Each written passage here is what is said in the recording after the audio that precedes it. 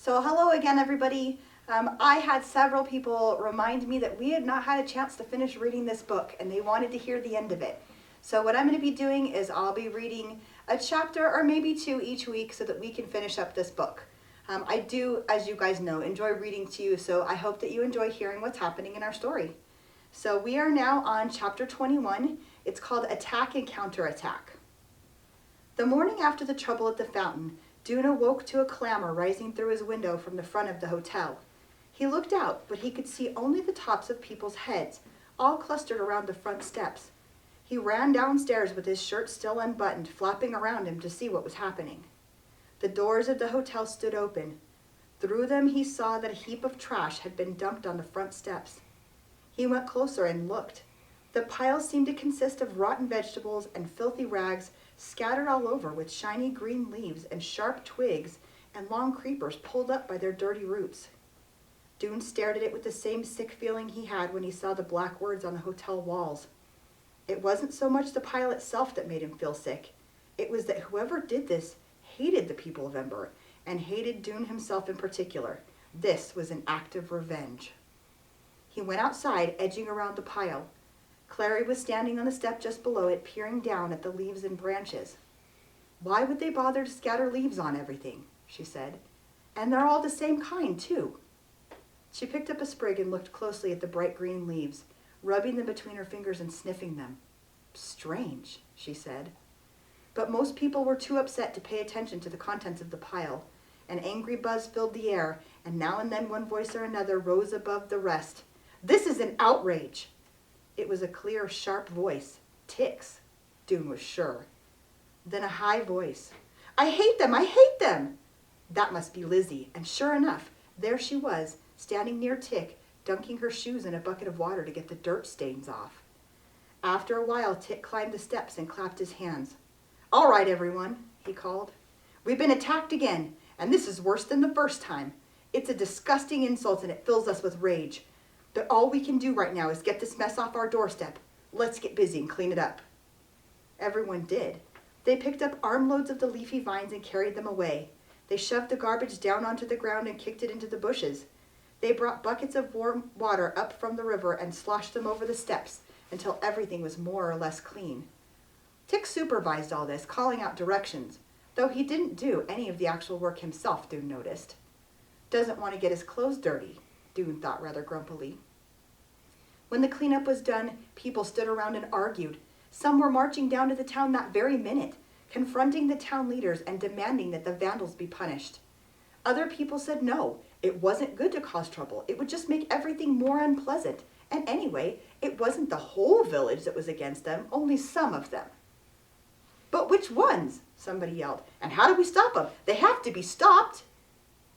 "I'm tired of being blamed and punished," cried someone else. "I'm tired of being starved." "And what about winter?" someone yelled. The word had spread and people had added this to their list of grievances. "Are we just going to sit here and take this treatment? No, no, no!" Dune could see Tick moving through the crowd, bending to speak into the ear of one person and then another. As people listened, their eyes narrowed and their lips tightened, and they turned to Tick and nodded. The shouting died down after a while because people couldn't agree on a course of action. If they didn't go to work, they wouldn't get any lunch. So most of them went back to their ordinary routines. They washed their hands and faces in the river, they ate what remained in their parcels for breakfast, and they headed up the road toward the village. Dune and his father went too, though Dune went reluctantly. "Father, this is the third time they've attacked us. Don't you think we have to do something?" "What do you propose to do?" his father said. "I don't know," said Dune, "but we have to do something. We can't just let ourselves be trampled, can we?" "Son," said Dune's father, "I don't know the answer. We're in a tough situation here." He clasped his hands behind his back and walked for a while, looking down the road. "It does seem that something's called for," he said finally. "The trouble is that violence just leads to more violence, so I don't know." Dune's team was assigned to the cornfield that day. He and his father spent hours on their knees, yanking prickly weeds out of the ground. Dune's arm itched. He kept having to stop and scratch it. Was a mosquito biting it? He scratched and scratched again. It felt like 50 mosquito bites, not one.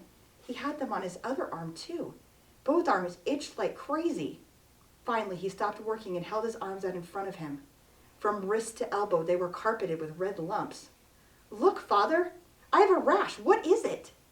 "I don't know, son," his father said, "but I have it too." The itchy rash spread over the arms and hands and faces of all the Emberites who had helped with the cleanup that morning.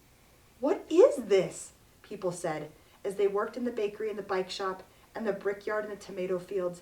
They itched, they scratched, and the rash spread and oozed and itched still more. The villagers knew what it was. "Poison oak," they said. They explained about the oil on the leaves and how you only had to touch it to get the rash. "You must have been out scrambling in the woods," they said.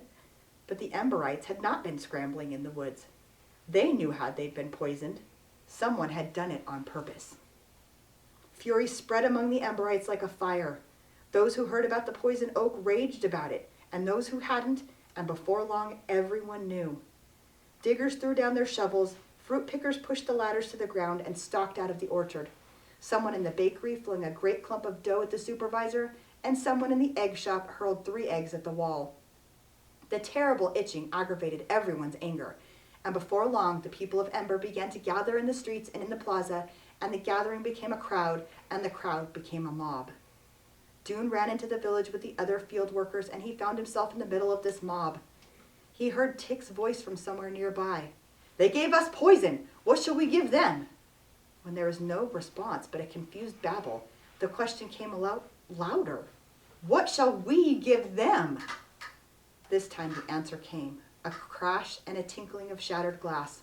Someone had thrown a rock through the window of the town hall. Cheers arose, and all around him, Dune saw people suddenly bending over, looking for rocks to throw. More crashes, more yells. People started snatching things from the stalls. A jar of jam came sailing overhead. Arms reached up to catch it, but it fell past them and landed a few feet from Dune, smashing open and splattering his legs with sticky red goo and splinters of glass. He saw people sticking muffins into their pockets, and he saw Tick with his arms stretched backwards, ready to throw a rock at the windows of the tower. He saw Miss Thorne running with her hands shielding her head, and the Hoover sisters backing up into the egg shop trying to get away. He was frightened suddenly. At that moment, the doors of the town hall opened, and Ben Barlow strode out. His face was twisted with rage. "Stop them! Stop these thieves and vandals!" "You poisoned us!" shouted someone in the crowd. "We've had enough!" shouted someone else, and threw a potato right at Ben. It hit him in the stomach, and he bent over, his mouth dropping open. A roar came from the crowd. Tick's voice rose above all the others. "Fill your pockets!" he screamed. "Fill your pockets and run!" There was a mad scramble, and then the Emberites pushed their way out of the plaza and raced down the streets to River Road. Dune ran too. He saw Tick up ahead of him, sprinting fast, his shirt tails flying. Now we really are thieves and vandals, Dune thought. Was this a bad thing? Or was it exactly what the people of Sparks deserved? That night, Tick went up and down the corridors of the hotel, knocking on doors and urging people to come to his meeting. They did come, at least 100 of them by Dune's count. They gathered at the head of the road as the daylight was fading. Dune saw Chet and Gil and Allie and Elvin from his old class at the Ember School, along with people he knew from the pipeworks, people he knew from Ember's shops and others. Most of them were boys and men, but some were women and girls too. Most were silent, but some whispered excitedly to each other. They formed a semicircle in front of Tick, who climbed onto a tree stump. Dune saw Lizzie standing near Tick, gazing up at him wide-eyed. The moon shone behind Tick's head. It gave a silver edge to his hair, but left his face in darkness. "All right," Tick said. His voice was quiet, but instantly the whispering stopped. "Our time has come. They've attacked us 3 times now. Today we showed them a little of our anger. We made them understand we won't be taken advantage of anymore. They must know that if they hurt us, they'll be hurt too. We'll strike back. We are warriors now." Murmurs of approval rumbled through the crowd. Dune, who was standing at the rear, heard several people echo Tick's words. "Strike back, yes, we have to strike back. We're warriors." "We must be ready," Tick said. "When the next confrontation comes, we won't be as disorganized as we were today. We'll have a plan and we'll be armed." More murmurs and a ripple of excitement. "How will we arm ourselves?" Tick asked. He answered the question himself. We have what we need right here where we live, he said. Look in your bathrooms. You'll find strong metal rods there, just the right length and enough for everyone. People looked at each other in puzzlement. Metal rods in the bathroom? But Dune knew immediately what Tick meant, the towel racks. Take them off the wall and you have a sturdy weapon that could do real damage. Bruise soft flesh, even break hard bone. Tick waited until the word passed through the crowd and everyone understood about the weapons in the bathroom. And then he said, there are other ways to arm yourself too. Are there slivers of glass left in the windows of your room? Have you noticed that some of the stones by the river are just the right size to fit in a fist? Again he waited. All around Dune, people were nodding and whispering. Dune tried to imagine what the uprising earlier that day would have been like if the rioters had been swinging steel rods and striking out with broken glass. People would have been hurt, and there would have been blood. But think of the hurt of the villagers had inflicted on the Emberites. The pangs of hunger, the humiliation, the name-calling, the terrible itchy rash.